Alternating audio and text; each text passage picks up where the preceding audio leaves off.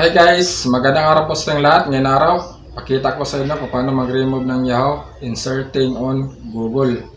Okay guys, nandito na tayo ng ating tutorial. Kung napapansin natin guys, meron po ditong Yahoo na icon na naka-insert po sa ating Google browser.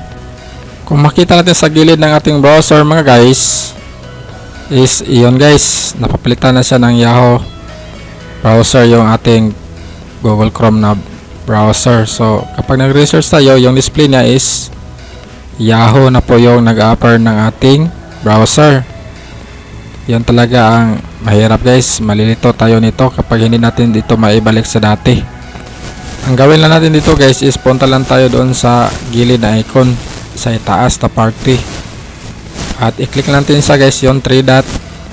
Pagkatapos punta lang tayo doon sa setting na option.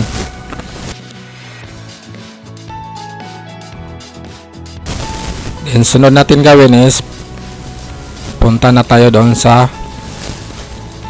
search engine. Click lang natin siya guys. At pagkatapos ang next na natin gawin ulit is punta lang tayo sa search engine na setting guys. Bali dito na tayo sa Yahoo na option at palitan natin siya ng Google. Ibalik natin yung dating Google niya guys, kasi yun ang dahilan kung bakit nag-iba yung ating browser.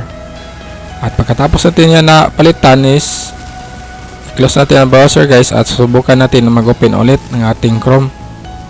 Ayun guys, congratulations po sa ating lahat guys, naibalik na po sa dati yung ating Chrome browser. So ganun lang po kasimple ang gawin natin guys kung ganun yung mangyari ng ating browser kapag mag-iba po siya. Napakadali lang naman siya i-adjust. So napakasimple lang. Kung napapansin nyo mga guys, ito yung mga features ng ating Chrome na ibalik na sa dati.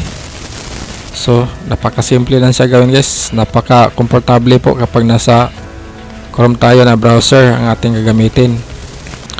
Yeah, thanks for watching guys and God bless po sa ating lahat.